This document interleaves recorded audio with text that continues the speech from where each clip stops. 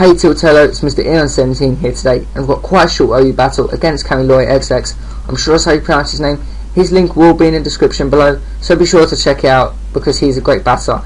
And if you did like my narration, feel free to stop by my channel as well. I don't mind at all. Anyways, we should get straight into this battle because obviously you guys are itching to see it.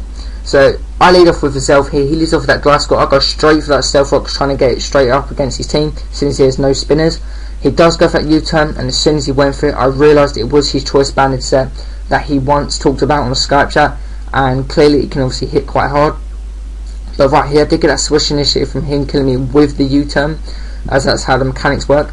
And he goes into the car here. Now, if he did have Sash, the rocks broke it, and I go for a modest ×2 super effective max special attack, hidden power fire, and he survives. He survives. I was like, Magnazone, you've been doing really well sometimes, but don't fail me like that again. I mean, just don't even do it. That's just shocking. So right here, I go to the car and knowing a definite life orb, the extreme speed will definitely KO from that range without a doubt. I mean, if it didn't, I would be calling hacks. I'd be calling everything. Still, he does go to the glass score hit, and I'm definitely afraid of this earthquake because I cannot take. Obviously, I can't take the earthquake, and I can't even hit him for. I can't hit him at all, really. So I do go out to MrEon17 here, and he does go for that choice banded earthquake. And I did forget the time, and I remembered as he hit me, and I was just like, "Whoa, that does a lot of damage." But I knew MrEon17 could also be useful if I did lose anything else in my team during this game. So I did go for that choice banded ice shot because I knew it could hit anything on his team with at least decent damage. He does bring his Delcatty here because he mainly wants to just Death Rider it out, as he knew he was going to do nothing in this battle at all. I mean, he just wasn't going to do anything. But he also mainly wanted to do is he could get a free switch into his Mew, which I actually personally thought he was going to switch into on the Ice Shard, but I suppose he didn't want to take any. He didn't want it taking any unnecessary damage. Now, right here, he does go for the Side Shock.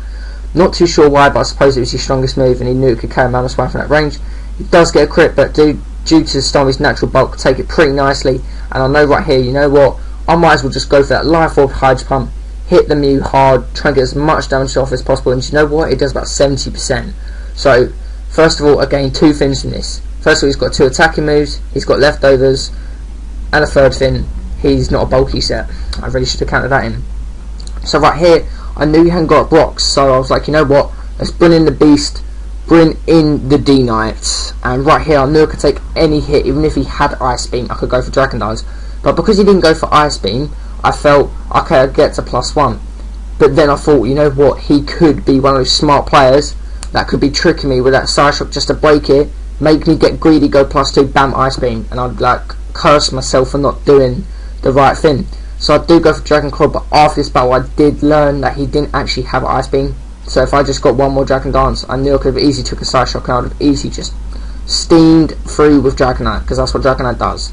Anyways, right here, I do go for Dragon Claw because I'm predicting he definitely does have Ice Fan on a choice banded glass score, which he does carry, but because I'm not at multi-scale range and he is max attack choice banded, Dragonite, I'm sorry, has no chance, especially even though you're like a god.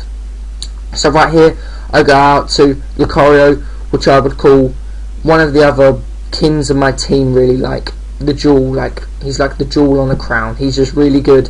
And if you really haven't used Lucario, I would really recommend using one because it just works so well.